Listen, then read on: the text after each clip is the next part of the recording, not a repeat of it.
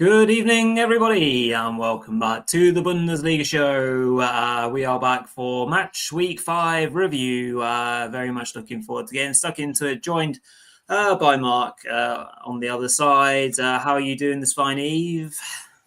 Yeah, not bad at all. Not bad at all. Yeah, we've got a bit of a nice kind of Indian summer going on in Nuremberg at the minute, which is nice. Yeah, obviously the big news of the weekend as well. Obviously Europe regaining the Ryder Cup as well. I don't know if you saw much of that, Rory, but that was a hell of an evening of sport yesterday, wasn't it? Not one for the European fans to enjoy last night, but congratulations to them. On yet another win over the land of the free. I'm sure Peter won't be overly happy about that, but yeah, Forza Europa, as they say. I love the Ryder Cup. Absolutely Yeah, buzzing off it. That day yesterday was nervy. yeah. Which is a strange one because they felt so in control of it. But I guess maybe that's the thing. The Europeans do better in teams, and maybe the Americans are just more single-minded, and they did better in the singles. Yeah. Anyway, we're not It's talking always about. drama, though, isn't it? It's a hell of a lot of It was. drama, that tournament. Yeah, It's it seems was. like no matter what the result is after the teams, there's always like a crazy final day, doesn't it? Yeah. It's Yeah. unbelievable. I mean, it's a cool thing seeing those 12 games or 11 games go off together. But yeah, obviously we're here to talk about the Bundesliga and not golf as fun as it was over the weekend. Some great games for us to kind of wade our way through this evening. Before we get kickstarted into it, as ever, like, comment, and subscribe onto the channel. We're really, really close to 1,500. I actually didn't check before the start of the show. I think we're only a couple away now. Tell your friends, tell your family, a couple more subs, and we'll be there. And we don't know. We need to celebrate afterwards, Mark. Clearly, when we get there, we'll have to pop the champers when we get to 1.5k. Get in there. Pellegrino. Make sure you sub to the channel. Shout out to our brilliant partners, of course, being Covert Football Trips. Particularly check them out at the moment. They're doing their Schalke match weekends. Rich wanted to kind of highlight those. They're great at the moment, so make sure you get onto those. Also, of course, check out our great friends at Bully News, who do obviously awesome work from fantasy to long reads, match previews, reactions, the whole lot. So let's get into it. Just want to say good evening to a couple of people checking in, of course. Good evening or good morning to you, Justin. Thanks very much for tuning in with us on this Monday evening or morning and enjoying. And, of course, to Jackie as well. Hope you all enjoy. And, of course, everyone that's watching thereafter. I think we have to start with the 10-goal. I don't think it's right to call it a thriller because of the way that the match went. But we're going to talk Gladbach, Frankfurt, Mark. 6-4, 4-6, whatever you want to call it. This was a strange game to follow and watch. Overall, I guess first and foremost, a couple of kind of interesting. I think the main interesting note to guess from this, Mark, was the fact that Frankfurt obviously changed their goalkeeper situation to bring in Santos for Zetterer. And Top Muller in press conferences basically announced that Santos was, as of for now, the new number one, which was obviously a big confidence boost for him. And then we can kind of talk about some of those goals that he conceded later on. So I think that was the kind of main things that I saw from the starting 11. And I also want to talk a little bit about Kleindienst after we've done this game, because there's been some interesting quotes coming out from an interview he did with Bild. I don't know if you've seen that today, Mark, but we'll talk about it in a sec. That first half from Frankfurt, Mark, was just crazy, ridiculous. They just flexed their muscles against a team that are very vulnerable. They made the most of it. Obviously got things underway with Robin Koch getting it 1-0. The second soon followed. A bit lucky the way that Knauf gets to score his goal. A couple of deflections and Doan kind of accidentally shoots it into his path. But thereafter, I think the quality started to increase. Another goal for Johnny B. Despite being under a lot of pressure, he gets his shot and goal away really nicely for 3-0. At that point, the game is completely done, more or less, and we see these pre-halftime subs as well, which is quite damning. Poor old Sturger and Chiarodia came off around about 38 minutes, I think, for Neuhaus and Tabakovic. Impact subs, maybe not, because another 2 goals went in thereafter. Chaibi this time slotting in low from a pullback cross. Completely unmarked as well. And the 5th goal, probably the best of the lot, I'd say, was this lovely bit of 1-2 play from Uzun and Chaibi, and obviously the former FCN player finishing really nicely to make it 5-0. I had the break. We'll talk about a game of 2 halves in the second mark or half an hour, but that was just ruthless from Frankfurt, wasn't it? Yeah, it really was, and I just feel as though the 4-5-1 system with that kind of like inverted line really works well with for Frankfurt. I think in general it's been a really good find from Topmuller. It's not always worked. Obviously, they've still lost 2 games this season, but from an attacking perspective, it's absolutely outstanding. I mean, the number of goals, what is it now? 17 times they found the back of the net in just 5 games. I mean, that tells you everything you need to know, really, doesn't it? And as Justin correctly says, it's not only Bayern that are banging in the goals, Frankfurt as well are not far behind them, are they? I mean, and obviously those 2 meet as well next week, which we'll obviously talk about more a bit later. But yeah, I just feel as though, Knauf deserves credit too. He was really good in that first half. We mentioned that Chaibi hadn't quite got going this season, but this was the game he did get going. I thought he was possibly the best player in truth overall. He was outstanding. Doan again getting another assist. Chan Uzun, who's just a gift that keeps giving, isn't he? I mean, I remember being really shocked that he didn't get more game time last year, but it turned out that it was quite smart play from Topmuller. I feel that he gave him time to settle in. His numbers weren't particularly good. I think he only got 3 goals last season, but he's already annihilated that tally by getting 6 in 7 games in all competitions, 5 straight in the Bundesliga, as well as I think a similar number of assists as well. I think he's on 4 or 5 assists too. So the numbers are just crazy. And I even saw some Premier League things on the internet saying that it's the next $100 million player coming out of the Bundesliga.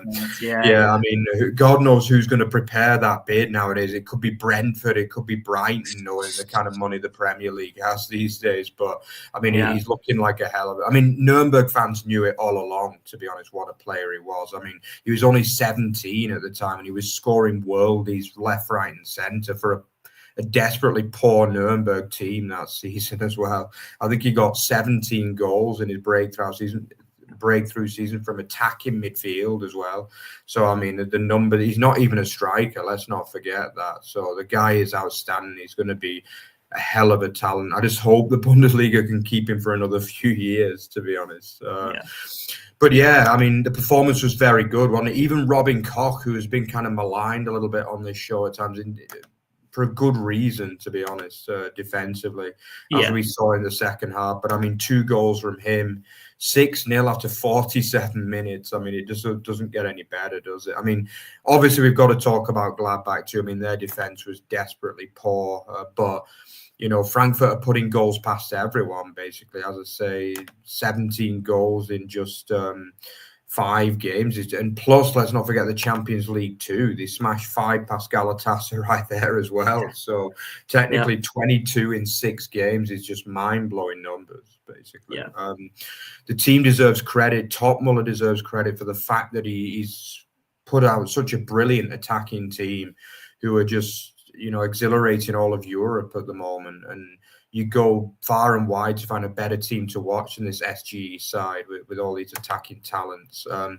But I guess, obviously, there is a negative side as well to this team, which is why they have lost twice this season as well, Rory. And it's that first of all, the first point I wanted to make was the strength in depth, maybe, is the first problem for Frankfurt for me. I think when we saw those substitutions, round about between 55 and 70 minutes, it was still 6-0 at that point. And then we see the substitutes made, a lot of the kind of big players go up, which is very logical, by the way. I don't blame them in the slightest for doing it, but you do see a drop in the quality, don't you? When the likes of Goetze come on, Højlund, Vahi, they're just not quite the same level as some of the aforementioned names. So that was a drop-off. Obviously, I wouldn't be too concerned for Frankfurt because the game was long dead. They were looking ahead to the Champions League match this midweek. Gladbach, but it's a bit worrying, Rory, that the Gladbach managed to get 4 goals back. It's not just 1 or 2, but 4 back is a little bit concerning. So, Rory, I mean, what went wrong with Frankfurt defensively in those last 20, 25 minutes? Well, this is a tricky one to pick up, isn't it? Because I guess if you're it depends what side of the fence you're on. So if you're a Gladbach fan, and I was exchanging messages with, again, friend of the show, Boston Gladbach via Instagram, and we were kind of trying to figure out whether whether the 4 goals changed the mood of what, the end of the match is, because, if it finishes 6-0, you're calling the heads, resignations and the lot. And at the end of the day is they've lost by 2 goals, which is a really strange thing to kind of try and process. If it's 2-0, you're like, oh, well, yeah, they lost to a good side 2-0, right? Fair enough. So yeah, a strange one to try and comprehend. The goals that they scored were, I guess, a mixture of things. Obviously, Kastrop's goal was a really nice header, but from a cross that Scally has way too much time, again, because the press probably isn't as active. Tabakovic obviously heads in a corner. Engelhardt's one, again, was one that was checked for offside, I think, after a cross was deflected, but he was there to pounce after a bit of chaos ensued. And Ranos, the same from a cross. So I guess the question that you're posing, Mark, is around that bit of team news, in the sense of Santos was given the nod ahead of Zetterer to be number 1 goalkeeper, and he was found wanting on a few occasions for those crosses into the box, and the way that Frankfurt were defending it. So I guess that's what you're kind of trying to sum up, is that, was it just because Frankfurt completely switched off, with their flip-flops on, 6-0 is fine, we'll see it out, and they conceded a few goals and it was carefree? Or is there a genuine weakness now in terms of that those balls into the middle and testing out what, we now see as a new first-choice number 1 that will be tested, because he's a good shot stopper, Santos, but we need to see if he can deal with that aerial bombardment. So that's what I picked up from it, at least. Anything to add on those goals? Yeah, I think most of them were very scrappy, truth be told, weren't they, the Gladbach goals? I think, as you say, they were mostly from crosses in from the side, which weren't dealt with, and then some pretty, lethargic goalkeeping as well, we've got to be honest, from Santos. I've got to say I'm a little bit surprised that Santos has been given the nod so early ahead of Zetterer. I mean, Zetterer, okay, he was kind of signed very late, wasn't he, from Werder? It seemed like a bit of a panic buy, which is understandable after Trapp kind of did the dirty on them a little bit and left just a few days before the transfer window. Zetterer probably wasn't the first choice, but he was just available at that time for a decent price. Santos is someone that we saw a little bit last season, isn't he? But he still looks very raw to me, and he's got a massive problem off crosses, basically, because at least 2 or even 3 of these goals could have been prevented by better goalkeeping, I feel. Yeah. The last one, the Ranos one, was he just literally came out and missed the cross altogether, and he headed into the back of the net. I mean, for all the positives about Frankfurt, and there are a hell of a lot of them at the moment, they're one of the best attacking teams in Europe, but defensively, clearly there's way too many goals being hemorrhaged by this side. I mean, 12, we've talked about the 17 they've scored, but they've also shipped 12 now, which is one of the highest in the league, which is clearly not good enough. Actually, 13, 13, which is the second highest in the league. Only Werder Bremen have conceded 1 more than Frankfurt. So, I mean, it is an issue, isn't it? the goalkeeper is a big problem. I think there's still individual errors going on there defensively from the likes of Koch. I mean, on paper, it's a good defense, actually, isn't it? I mean, it really is. I mean, they've got Teata, who I really like as well. I don't think he's really responsible for many of the problems. They've obviously got Nathaniel Brown and Christiansen. I do believe that Christiansen gives them a little bit more, defensive cover. Brown is very, very attacking, isn't he? Which is good on one side, but it also leaves him a bit exposed the other side. So, but I would say goalkeeper is probably the main issue at the minute. I mean, neither of those goalkeepers, Zetter or Santos, are really, Bundesliga title challenger potential as far as I'm concerned. But Frankfurt have got to enjoy this. They're a great team to watch. They played brilliantly for 70 minutes of this game. The worries are very minor in truth. And I mean, they've just got to keep enjoying watching some of these brilliant attacking players really right now. Yeah, precisely that. Absolutely. So yeah, great game. I think it was one of the highest scoring games in terms of Bundesliga records. I think only one more game that's had more goals, and that was a Bayern 9-2 win over someone. I know on Blue Sky Bundesliga Stats, which is a great account, posted a few things on that. Some wild scores that we've seen in just the last few years. A lot of big scores, and it's the one of the few times as well that there's been a team has scored 5 goals in one half. We've seen that from I think it was Hoffenheim recently against Darmstadt or something like that as well. So yeah, some wild numbers out of that game. It was Augsburg, was it not Augsburg against Darmstadt? And Augsburg did it as well, yeah. So yeah, Darmstadt were pretty bad that year. Bless them, yeah. Big up to Zir Talks as well. Thank you for joining us, mentioning that Frankfurt may be preparing for next week's big clash as well. Yeah, we'll definitely talk about that this week for sure.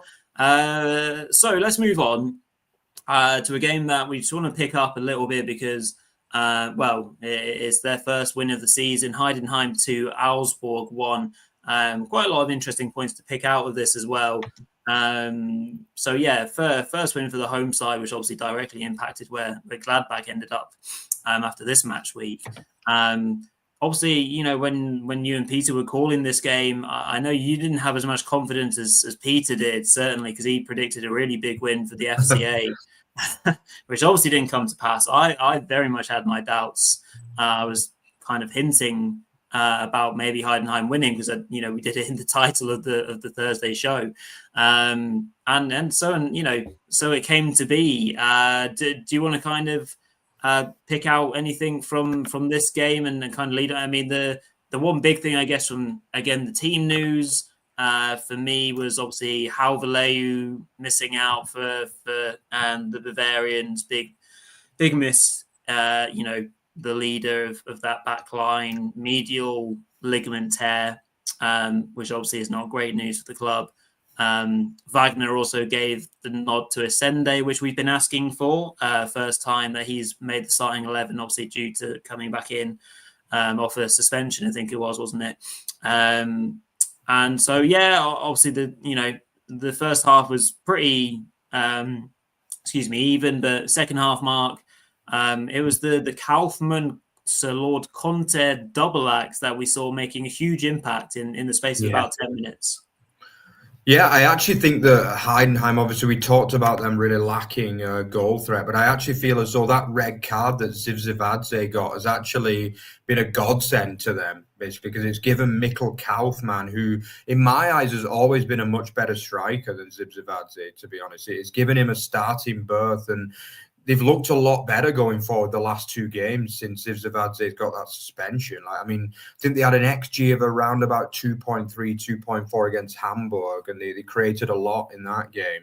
And then they created even more in this game, really. And they were really good goals. They were good quality goals. And as you say, Sir Lord Conte deserves a lot of credit for that pass he played in. And what a finish from Kaufmann as well. I mean, that was a striker's finish if there ever was one. He has to kind of wrap his leg around that. And he's not got much room to aim for to beat Dahmen. And he manages to do it. And it was always one of those games where the first goal was going to be key. And then Augsburg had to really go for it.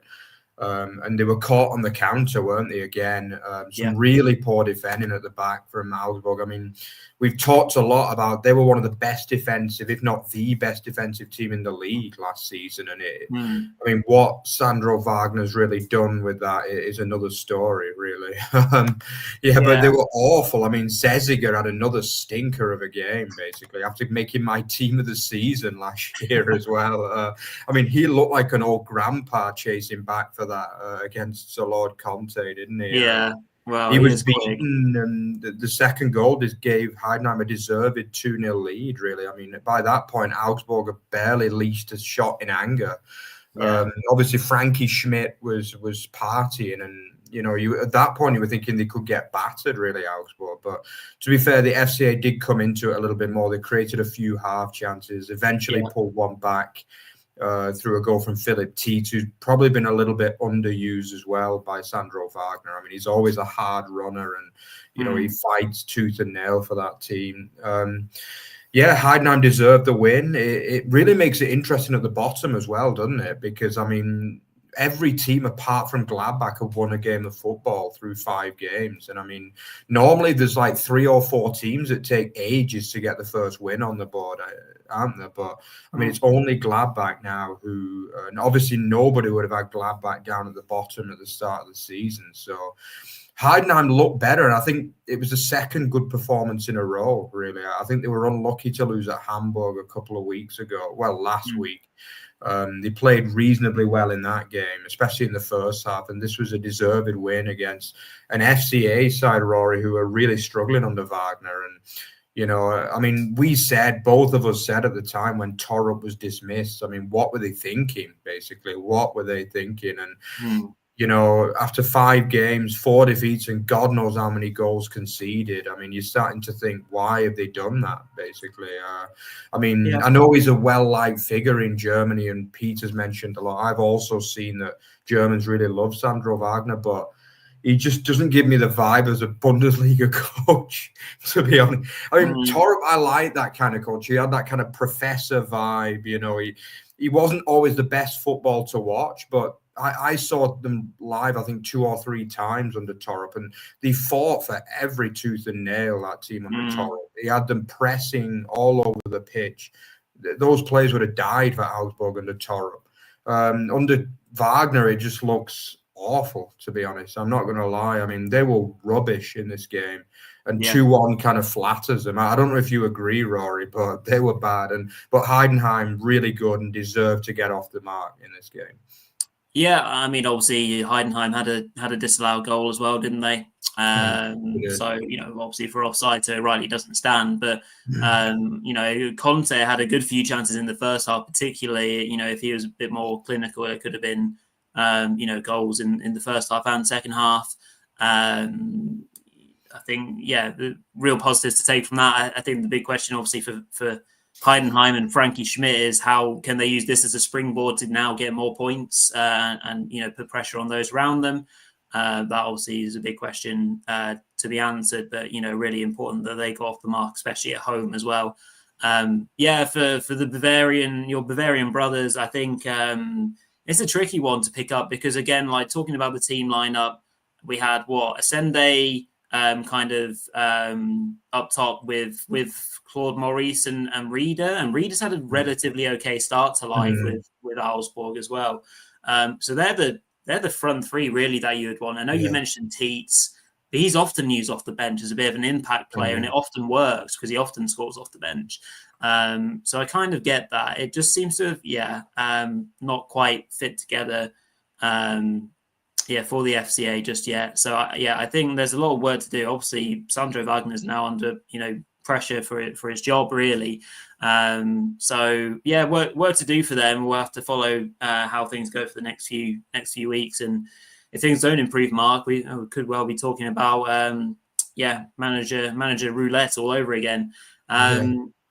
Just calling back to the Gladbach game. I know we've already talked about it, but I forgot to mention the kind of chat around Tim Kleindienst. I don't know if you've seen it, but basically out of an interview with Bild today, I think it was, the quotes coming out basically saying that he'd, for the sake of his national team career, he wouldn't want to be playing in Zweite. He wouldn't want to be playing Zweite Bundesliga football moving forwards.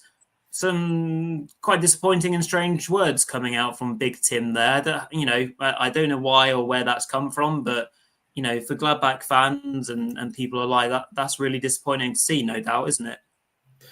Yeah, it is. It's worrying, basically. It suggests maybe there's some like internal problems at the club as well. I think Kleindienst is known around Germany to be like kind of outspoken character. Even back in his days at Heidenheim, he liked to dig into like some of the bigger teams. But yeah, it's not good to be saying those kind of things after just 5 games, because I mean, at this stage of the season, teams don't even want to think that they're in a dogfight, really. I think I always say the first 10 to 12 games are just about finding out roughly where you're going to be come the end of the season, really. And it's still very, very early. Gladbach looked a lot better against Leverkusen last week, and they did come up against a strong side. So I still don't have them down as relegation contenders just yet, personally. But yeah, I think, it's not good. It's not good. Obviously, there's problems. I mean, Polanski now, are they going to want to keep him on even after that? Obviously, he got a lot of credit for some of his tactical decisions against Leverkusen, but obviously he got this badly wrong, basically. He really did.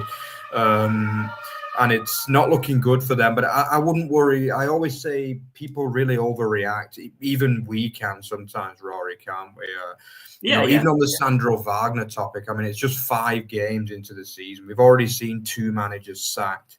Teams just need to calm down and, take the next 5-7 games and see where they're going to be, and then think about sacking managers, really, for me. Yeah, no doubt. But an interesting topic for us to have picked up for sure. Ballum, good evening to you, pal. Already throwing in Mark's name for the big FCA job, and why the hell not? The safest pair of hands in Bavaria is our Mark.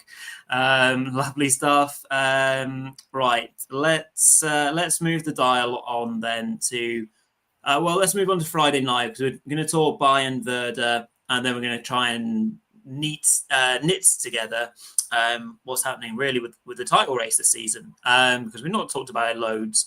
But anyway, we'll start off, Mark, with Bayern Werder. I don't think we need to go into the extra minutiae of this game. Again, we didn't learn a lot, I think, from this win, much like we didn't learn a lot from Bayern's win versus Hamburg per se. It was a Werder side, that didn't. Well, off the back of it for them, they were without their goalkeeper, first choice so far this season in the shape of Backhaus. He also got injured, and Karl Hein, who's been signed from Arsenal, took his place in net. The other kind of thing to note from Werder, still no Victor Boniface from the start. We'll talk about that in a sec. And a start in the midfield for Bayern for Tom Bischoff, which was nice to see. Werder didn't help themselves in the first half with some mistakes leading to good chances for Harry Kane and the like. But Hein, to his credit, Mark, made some good saves actually, in a couple of times, particularly. Sadly for them, the first goal was a bit of a mess. A cross-in from Elise is back-heeled in by Jonathan Tah. And interesting to see that the goal on the Bundesliga website, at least, is still credited to Tah, but it clearly hits Diaz, and it's clearly his goal because it's not going in. So I don't know when that will be amended. I'm sure it surely will. I think that's actually a Bundesliga rule that I don't know if you've noticed as well, but for example, when Grimaldo had that free kick a couple of weeks ago, they give it to the guy who had the initial shot. So I think in some ways I agree with it on the free kicks, because I think it's a bit harsh to give an own goal when they can't really do anything about it. And it just kind of bounces in off the back. But I think this one's a bit harsh on Diaz, really, because it clearly hits him and changes direction. So that one, I don't know why they gave it to Tah. And I was annoyed because I've got Diaz in my fantasy football as well. So I was like, come on. They wasn't even going near the target before it hit Diaz. So that one was a really odd one, actually. But I believe that's the reason. I think they give it, when it's kind of a ricochet, they give it to the guy who has the initial shot. But that one is very odd, to be honest. I'm kind of devastated that didn't give it to Diaz because I was going to transfer Tar into my team, and I butchered it at the last minute, so I'm frustrated in that sense. Yeah, absolutely. Justin is mentioned in our boy Harry Kane, fastest records to 100 goals for clubs across all competitions, being Cristiano Ronaldo and Erling Haaland by one game, I think it was, incredibly. Hitting the 100 club. Let's talk about his 2 goals. Obviously, the first being from a penalty, which he won, really clumsy by our, Werder's captain Friedel. He does that quite a lot, sadly, and Kane converted his 18th out of 18 penalties. Second half as well, Bremen showed up for a bit, a couple of half chances for Sugawara, who did pretty well down that right side. I thought got forward quite well. Kane's 100 came up after Diaz teed him up. Although I'm not entirely sure Diaz meant to do that. Either way around, Kane gets onto the end of it, marking 100 goals for Bayern in 104 games. Absolutely ridiculous numbers. Incredible from the English national team captain. Congrats to Harry. Incredible numbers, really is. 32 years of age. I wonder how many more goals he is hunting down in the Bundesliga, particularly. I guess, and then, 3-0, the game is over, albeit substitute Joshua Kimmich got out of jail a little bit because he lost possession, didn't need to Werder, and substitute Victor Boniface puts the ball into the back of the net, but he was offside, sadly, so no goal for Werder on that occasion, and Lima puts in the 4th after being set up by Bischoff there. So, Mark, Bayern go marching on, untouched as of, we're really, really struggling to find any kind of challenge for them thus far in the Bundesliga. Obviously, we hope, we get some competition in the next few games, which again, we'll pick up on. Anything in particular to pick out from a Bayern perspective? Then we can kind of talk about the little minutiae of Boniface and Werder and why he's not started yet. Yeah, I think they're just looking really good, to be honest. This is the best they've looked. I've said it before. For me, this is the best they've looked since we've been covering this show in detail, Rory. I really believe that. I think this team is ready to, really challenge for the Champions League again. And I mean, where they can go in the Bundesliga, I mean, they're just battering everyone, basically, aren't they? Even when they don't play at the very, very top grade, they're still putting 4 goals past teams, and that's a worrying point because, we've seen a lot in recent times. They've shipped too many goals. They've dropped points against teams they should have beaten. I mean, that's been a kind of regular in every season we've covered, Rory, hasn't it? But this season, I just don't see where the next points are coming from that they're even going to drop. To be honest, I just feel as though, every game apart from the second half against Augsburg, they've just looked, so dominant, and they're just battering teams, basically. Everything's working, obviously Vincent Kompany was able to give a start to Tom Bischoff. He's working that squad. They do have a little bit more strength in depth, I feel, this season. He's given a few youngsters, the likes of Leonard, Carl, Wisdom, Mike are getting a bit of not really game time as such, but they're getting on the bench, and we will see more and more of them, I think, as the season comes on. Nicholas Jackson, obviously, I mean, he's got the brutal task of following up Harry Kane, hasn't he? And I mean, I don't see him getting much game time, but still it's a better backup than what they've had in recent years in those positions. He got a bit of a run out in the second half. It's just, he's really starting to grow. I feel as though the story of this match really is just another good performance from Vincent Kompany, to be honest. He's rotating that team around. He knows he's got his go-to players that are performing pretty much every game, to be honest, right now. I mean, that from, the front boys of Diaz, Kane, Olise, and then even Gnabry deserves a lot of credit. Really well. Good. He's reborn for about the 10th time in his career, basically. He's such a strange player. He goes through those periods of amazing form, then disappears for a year, and then comes back and does it again. But he deserves credit. In when Musiala comes back, I mean, they're going to get potentially even better. But things are aligning for them. That the football is good. It's just, it looks like a real ominous Bayern team again for the first time in probably 4 or 5 years for me. And I think they are going to win the Bundesliga this year, but Will they win the Champions League? That obviously Germany is hoping they will. But, I mean, it's going to be a strong season regardless for me for Bayern this year. Yeah, lovely stuff. Picking up on what Ballum said, Mark, you want to see more of Victor. Still no start for him. Frustrating not to see him yet. And we really want this loan to work out, I think, because he's a great player. I kind of half understand why he might not have started this game, because also in this kind of game against Bayern, what do they maybe expect a player like Boniface to do? But also on the other side of it, Boniface maybe would have given Werder more relief, in those periods of pressure that Bayern obviously always apply. So, you frustrated not to see him start again? Very frustrated, to be honest. Yeah, and I mean, I'll be honest with you, I'm really starting to question Horst Steffen at this level, at this point. I just feel as though, I know I've just said before that not to judge managers, but I mean, I really rated him, by the way. The work he did at Elversberg was just outstanding. It's one of the best jobs been done in Germany in a long time. And the number of players that he's brought through. And I was quite optimistic when they appointed him at Werder. I thought it was a good fit. But what we've seen so far is just odd a little bit. The selections are odd. Just the whole performances are odd in many ways. And it's not a bad squad, really. That's the problem. They got some good signings in last minute. And why are we not seeing Schmidt as well? You know, he looked really good on debut. Isaac Schmidt, I felt as though he was good against Leverkusen that game. We've not really seen him since then. Bittencourt is now getting dropped to the bench.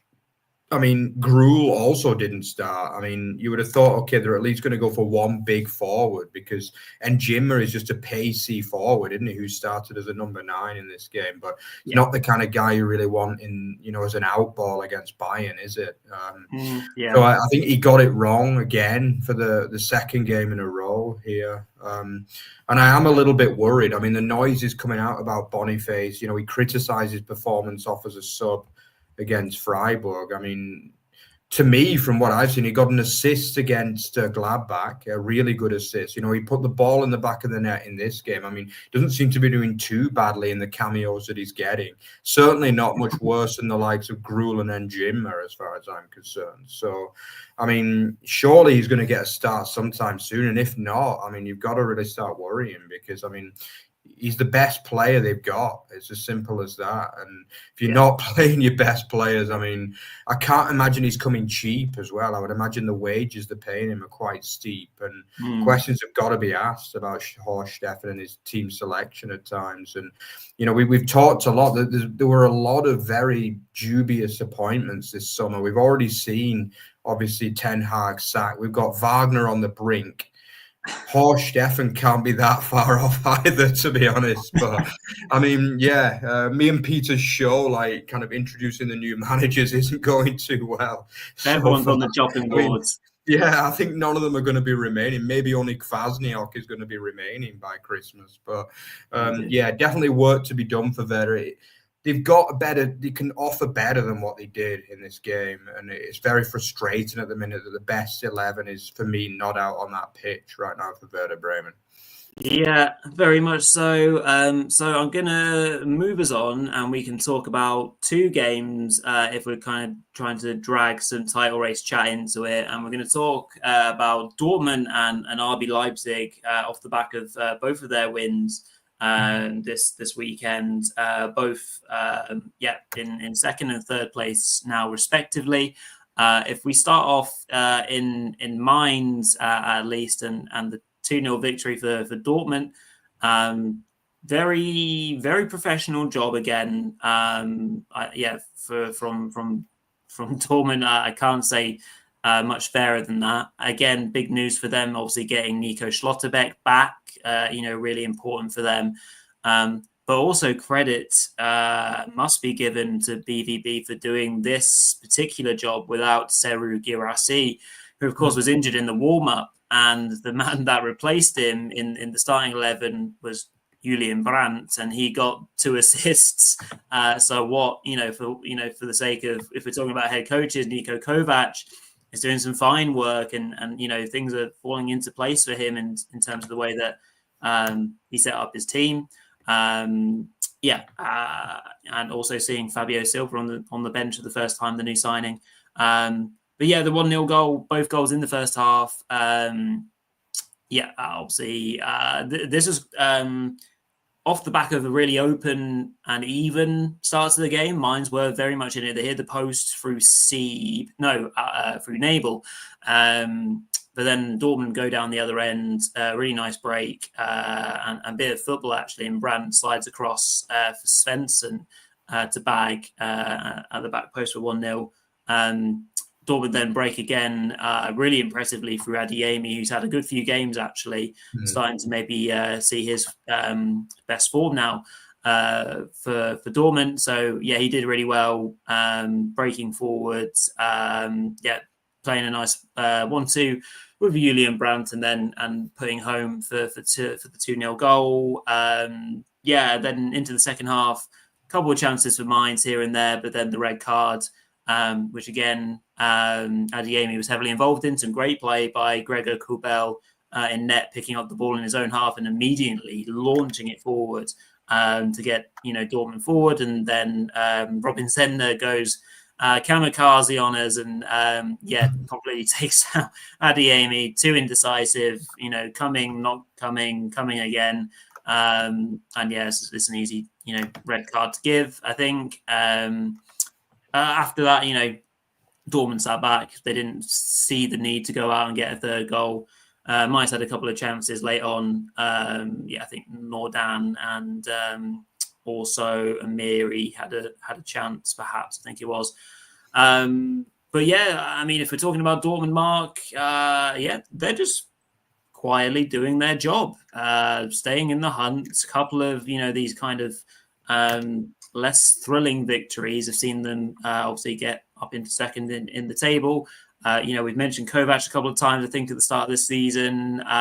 Anything kind of particularly to take out of this game or just their opening to the season?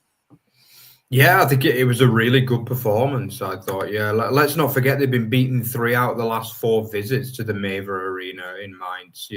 It's been a kind of... In fact, Mainz have been a bogey team of theirs for a good few years now, obviously famously denying them what looked like the impossible, didn't they, with that draw in Dortmund on the final day when they just needed to win the Bundesliga. They turned them over last season as well at Mainz. So... Mainz have definitely had a good record against Dortmund over the years, but in this game, they were just well beaten, really. As you say, after the Nabel post hit, which was unlucky. I mean, that our boy Sieb, Peter and I, big fan of him. He's shown a bit of form recently. He put a really good kind of run and ball in for Nabel, who was a little bit unlucky. Maybe if that had gone in, it would have been a different game, this one. And but the goal to open the scoring was a really good kind of front to back move, wasn't it? That was a really nice goal. We don't normally see Dortmund. It's not a typical Dortmund goal. I feel that one, that kind of like normally Dortmund is like, individual screamers out of the blue, or it's like, kind of it's just or a cross in with a header. It's not a typical Dortmund goal for me, that one. And it shows that Kovac is building a style of play, and I really like what he's doing. I'm a little bit shocked he's not getting more credit from within Germany, to be honest, Kovac, because for me, what he's done there has been outstanding, really. And, at the end of the day, wins are based on clean sheets, and that's what Kovac gives the team. He's giving them clean sheets on a regular basis. And, okay, the football is not maybe the best we've ever seen from Dortmund. It's not quite the Gegen pressing of Klopp or the high-octane football of Tuchel and things at that time. But what it is it's winning football, and that's what they've done basically since Kovac took over in, was it March time? And it's been good. I think the first 2-3 games wasn't as good, but since then it's been consistent wins. And it probably should be 5 wins out of 5 if it wasn't for that Pauli collapse at the back end. Yeah, very true. And that's a rare collapse because we've not seen that happen really very, very few times under Kovac, which is good. This was a statement win for me. It's a place that they don't normally go to and win. As you say, the Guirassy injury, thinking, oh, God, it's not looking good. But as you say, they've got a lot of players on form. Adeyemi is playing the most consistently I can remember that he's played in a Dortmund shirt. I think this season he's looked really good in pretty much every game. Julian Brand is still able to provide quality, you know, in glimpses. And I think the Nemecha Sabitzer is having a bit of a kind of resurgence as well in that midfield. And Nemecha, you know, is growing into being the next, you know, top level midfield talent out of Dortmund. So good win. You know, it's 4 straight wins now for them, and, you know, 13 points already on the board. So traditional slow starters Dortmund have definitely not started slow this season for me.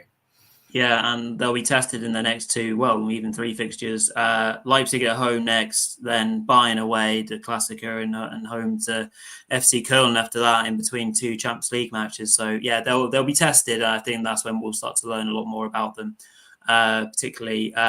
You know, on Mainz, just very quickly, I think, you know, nothing to worry about for them. You know, maybe not as higher quality this season. Just missing that goal scorer, aren't they? You know, in terms of no Johnny B for them.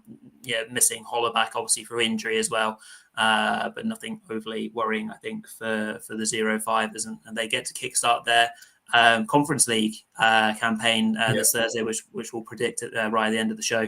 Then on to Leipzig, obviously for Justin and you know, Leipzig fans. You know, also good friends of ours that we have, Mario and the gang. Obviously Leipzig have done similarly, I guess, you know, against the teams that they've played. 1-0 against Wolfsburg in this one. You know, I think a lot of people are getting quite excited about Bakayoko. Mark, he's done exceptionally well since coming into Bundesliga football. 4 wins on the trot for them. 3 clean sheets out of the last 4 games, and that was only 1 goal conceded against Koeln.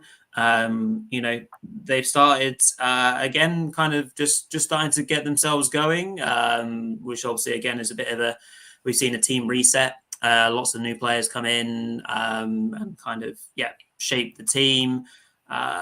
You know, from this game, obviously the winning goal comes really early in the match. Bakayoko, as we've already mentioned, gets it. Romelu already had a goal disallowed early doors in the match for an offside. What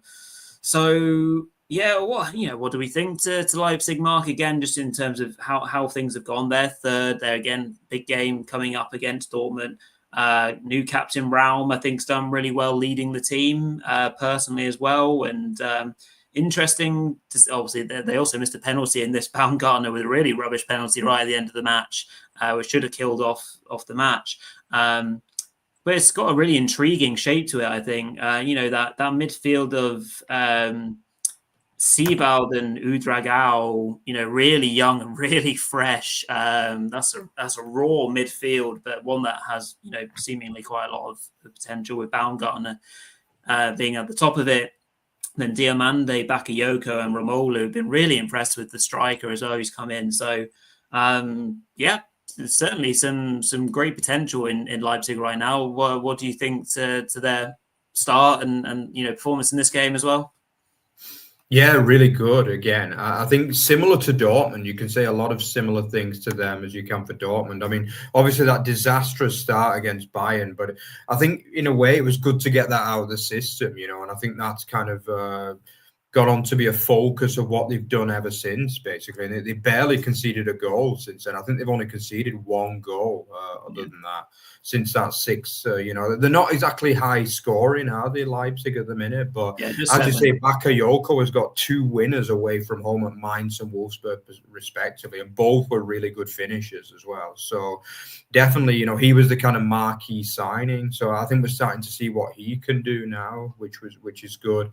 I think that the team is starting to take a bit of shape now. I think Romelu is a really good addition, because he's like the proper, like, big, you know, burly forward who's holding it up for the more talented players on the outside, you know. So I think Bakayoko's really benefited from Romelu coming into the team.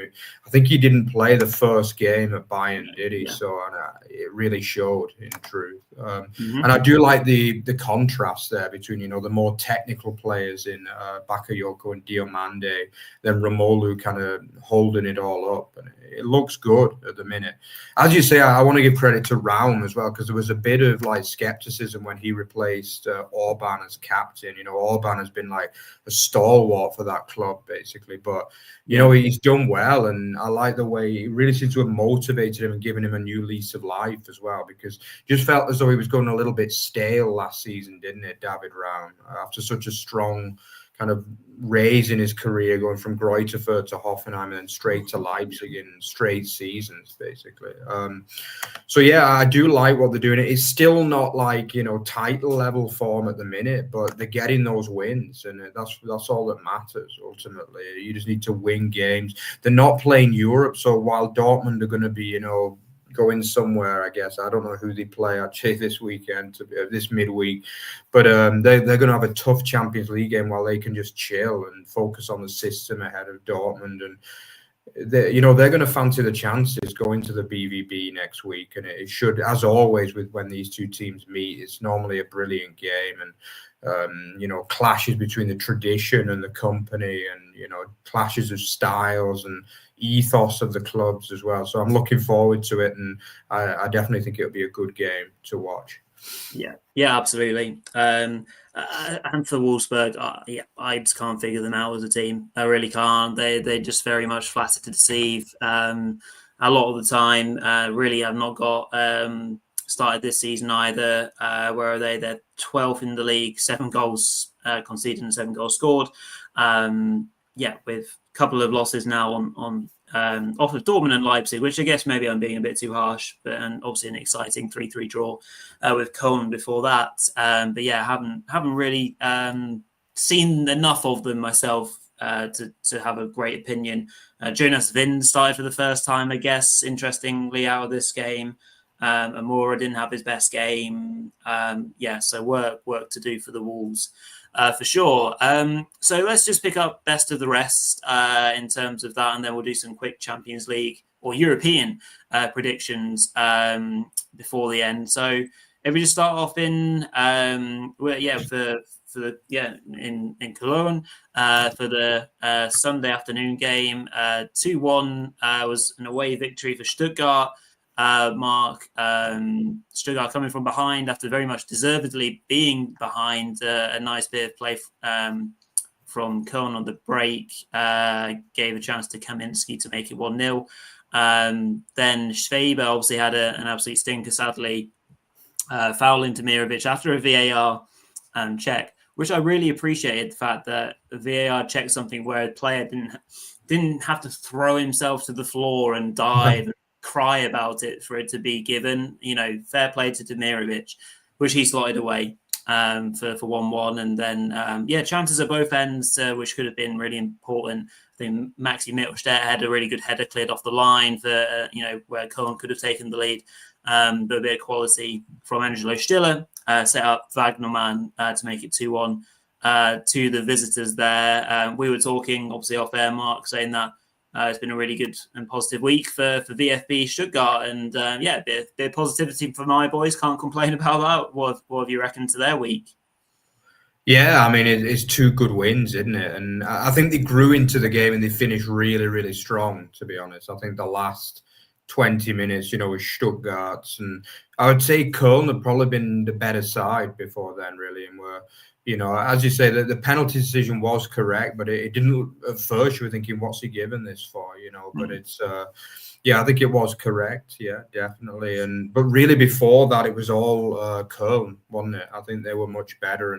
But that's also, it's a bit of bottle, sometimes you've got to do that. You've got to ride the storm when you're not playing that well. And it is a hard place to go. Koeln are just a totally different team to what they've been in a long time, to be honest. And I thought they played well, and they'll be really gutted that they've lost this game, to be honest, because he did well.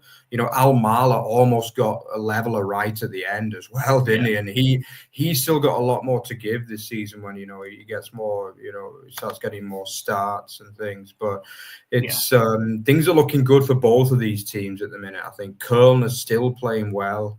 They're probably not quite getting the points it just deserves at the minute, but it was still a very good performance against, a top 6 German team. VfB, I think it was the finish that got them the win. They finished this game really, really well. And, Vagnoman, good to see him getting back on the score sheet after a while. And as you say, back-to-back wins against a tough Spanish team in midweek and now away at Koeln. So it's 2 good wins. Backing up, obviously, the win over Pauli as well last Friday night. So it's 3 in a row now. And yeah, I don't think they play midweek again this week in the Europa League. So Basel away this week. Yeah, there's so much football these days. There really is. It's like, and I think it does hit our German teams a little bit, to be honest, with the amount of games. Because we don't like the Englische Woches too much in Germany, but it's a good run from the VfB. Yeah, absolutely. Let's move on to a game that promised much. Pauli Leverkusen 2-1 away win again here. As Leverkusen managed to escape. They went 1-0 up through Tapsoba. A bit of a mistake from Val after not managing to clear a Grimaldo free kick. He then made amends after a really poor bit of play again from Mr. Flecken. He's not settled in too well to being replacement for Radetzky in net. He very clever finish, actually, kind of looping the ball into the empty net. Definitely made a tone to make it 1-1. But then super sub, another new boy for Leverkusen, who isn't a new boy, I guess, for Leverkusen. Poku this time, nice run, pretty much his first touch of the game, I think it was. Good pick out from Grimaldo, of course. He ran through to smash home at the near post for 2-1 in Leverkusen. Would hold on. Disappointing for Pauli ultimately, Mark. But the fact that they're competing against these teams, but I guess against a fresh Leverkusen side that still are figuring things out also under Hjulman. Yeah, I think this was a very, very, very similar game to the Koeln Stuttgart game. Actually, I think Pauli gave more than their fair share against Leverkusen, but ultimately they were just beaten by a more experienced team. I think, that's what it was. I think, Pauli probably deserved a point from the game, truth be told.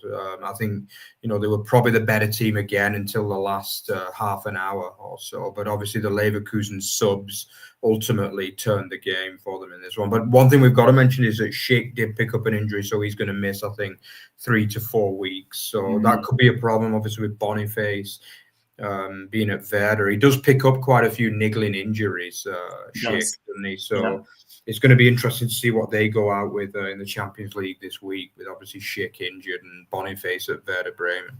Yeah, very good point. Yeah, well, good point, well made. Then, a couple of draws to finish up. Freiburg 1-1 with Hoffenheim. Going ahead initially through Kubler. It was checked for offside, but did get given in the end. Both goals quite early on in this match, and Asllani getting his 4th goal, tapping from close range after being set up really nicely. Some good chances between the teams in the second half, but nothing much more to kind of report about. And a 0-0, a rare 0-0 for us, last game of the weekend between Union Berlin and Hamburg. Very much kind of the main, snippets from this one were Hoyer Fernandez penalty save from Andrej Ilic. So that was a big moment in the match, absolutely. You probably would have worried for Hamburg getting back into the match 1-0 down. In Fortress Berlin, the Foresterai, and then a late red card for my fantasy player, Fabio. Fabio, what are you doing, son? Tricky one because it's one of those where he's committed, but he's got his foot up really high, and it is dangerous play. And I think a red card was absolutely fair there, for sure. Right, let's just whip through some predictions for this week for our Bundesliga teams in Europe. We'll start off with the Champions League games, Mark. I think we can easily do this one. Paphos versus Bayern. I'm going for 6-1. Wow, I've actually been to Paphos as well in Cyprus. Oh, wow. It's like a tiny little town. I couldn't believe it when I saw them on the list. I mean, where they've got the money from, I've no idea to put together a Champions League team. But I mean, it's the only issue for Bayern is it's a long trek out there from Germany to Cyprus. It's a good 4 or 5 hour flight, I think. So that's a bit inconvenient. But I would go 5-1, 5-0, call it 5-0. Yeah, it's going to be a battering, I think, at this level. Yeah, it has to be. Atletico Madrid, Frankfurt. This could be an interesting one. Obviously, Atletico just beat bitter rivals Real, didn't they, in La Liga, I think. Could be a good game, this, I think. I'll go 2-2, I think. Maybe Frankfurt to nick a point. What do you reckon? Yeah, to be honest, it's a horrible game for Frankfurt ahead of a game against Bayern Munich in the league. Yeah. Atletico are a horrible team to play against. They're going to do everything they can to get the points in this match. And I've got a bad feeling. I think we saw Leverkusen go there last year and they got done to a last-minute goal. And I've got a feeling it'll be a similar story. I just feel as though Atletico are just a very wily team. And they know how to get a result, basically. And they are kind of Champions League expert. They've got a lot of experience in the Champions League over the last 15 years or so. And unfortunately, I'd go for a 2-1. I can see Frankfurt starting really well and maybe even taking the lead. But then the Simeone and his antics will up as the game goes on. And I wouldn't be surprised to see a kind of dubious red card for Frankfurt at some point in this one. So I'm going to go for a 2-1 Atletico. Yeah, fair shout. We've got Dortmund hosting another Spanish side, Athletic Club. I will lock in I'll say 2-1 Dortmund for me. Yeah, I think Athletic Club are the only team that Man United have beaten in the last 5 years or something, right? I mean, if they're as bad as they were over those 2 legs against United, then I think Dortmund are going to have a field day, to be honest. Yeah, probably. But no, people tell me they're a good team, but I mean, I've not really seen that much quality from them. I watched a bit of the game against Arsenal the other week, and I thought they were well beaten in that one too. So I'm going to go for a 2-0 Dortmund here. I can't see them not winning this. We know that the Champions League experts, Dortmund, and I'm going to go for a 2-0 comfortable home win here. Yeah, like that. Leverkusen PSV has the lookings of an interesting one also. PSV, high scorers, very open team, but also I think I've conceded quite a few. Gives me a bit more confidence for the home side, albeit they're still figuring things out. Obviously, they weren't great against Copenhagen, but they'll want to right their wrongs. I will say 3-1 home win. Yeah, obviously it's Peter Bosch going back to Leverkusen as well, this one. I mean, PSV, they're having a bit of a kind of resurgence. I think they've won the Eredivisie the last 2 years. And as you say, they're a team that score bags of goals everywhere. But I just feel as though generally Bundesliga teams tend to do well against Eredivisie. I always say that Eredivisie is like a poor man's Bundesliga, basically. It's a similar style of football, very, very attacking and kind of chaotic, but I feel as though I would always go for the Bundesliga team ahead of. So I'm going to go for a 3-1 as well. Yeah, just Bayern. Yeah, very good. Right, and then Europa League business, Bologna, Freiburg. I'll say draw. I think Bologna have had an okay start in Serie A, but I can't say I've seen much of them. I'll say 1-1. Yeah, it's a tough trip. Going away to Italy is always hard. Let's be honest. Bologna won the Coppa Italia last year too, and I think they played Champions League as well last season, didn't they? So they're another team that are having a real kind of good period in the history at the minute over in Italy. But yeah, Freiburg do well. They love the Europa League games. I mean, this is what. They tend to cruise through the group every time. So I'm going to go for a 1-1 here. I think they'll get a well-earned point in this one. Very good. Justin saying 2-1 to Bologna. Stuttgart then travel to Basel. This one then, obviously a close kind of fixture. Freiburg did a job on them in match week 1. I'd like to think that Stuttgart can do the same. I will say, albeit a tricky game, especially for the, the amount of football that Stuttgart will now be playing, but they've got to manage the squad well. I will say hopefully 2-1 to the away side. Yeah, there should be a hell of an atmosphere of this one too. Because it's kind of weird. The Europa League throws up some brilliant ties, doesn't it? I mean, this is almost like an over the borders derby, really. Not quite as close as Freiburg to Basel, which is literally like. But it's still only a 2-hour drive, I guess, from Stuttgart to Basel. So there should be a hell of a lot of maximum 2 hours, I would say. There should be a hell of a lot of Stuttgarters that make the trip over. So, and I think Basel is it's the main team in Switzerland, isn't it? So it should be a good atmosphere. I would go for a 3-1 though. I think the VfB should overpower them, or even away from home. I think, got much better players at the end of the day. Yeah, like that. Just in saying 3-0, that'd be very nice indeed. Thank you for that. And finishing off, of course, with Mainz in the UEFA Conference League, if I can get my words out, against Omonia. I think we had a comment actually the other week, didn't we, from Cypriot's kind of channel or fan kind of mentioning a bit that wanting us to touch on Mainz a little bit. I think Omonia seemed like they're absolutely smashing it in the Cypriot League and scoring a lot of goals and winning a lot of games from a very, very brief research. But I'll back the 0-5ers. I'll say 3-2 to Mainz 0-5.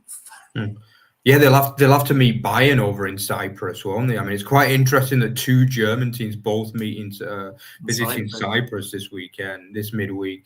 This is a hard one because Mainz, they kind of struggle past a very, Rosenborg, who they should have beaten probably a bit easier. They lost in Rosenborg as well. Let's not forget that. So I've got a bad feeling for this one, actually. I just feel as though, this is a very obscure away day for Mainz. It really is. I mean, I would imagine the transport isn't that easy to get to Nicosia, and it's going to be a long flight. That's the beauty of these kind of Conference League ones, because the teams are just basically in, Albania or in, Iceland, or you're going all over Europe, literally. I mean, I'm sure it'll be a great experience for the players going over to a place like Cyprus, but I've got a bad feeling they're going to lose this one. I don't know why.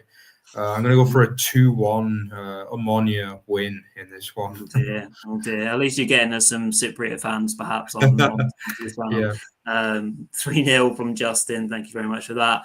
Lovely stuff. We'll draw that to a close. It's been a lovely show as ever on a Monday evening to review everything Bundesliga.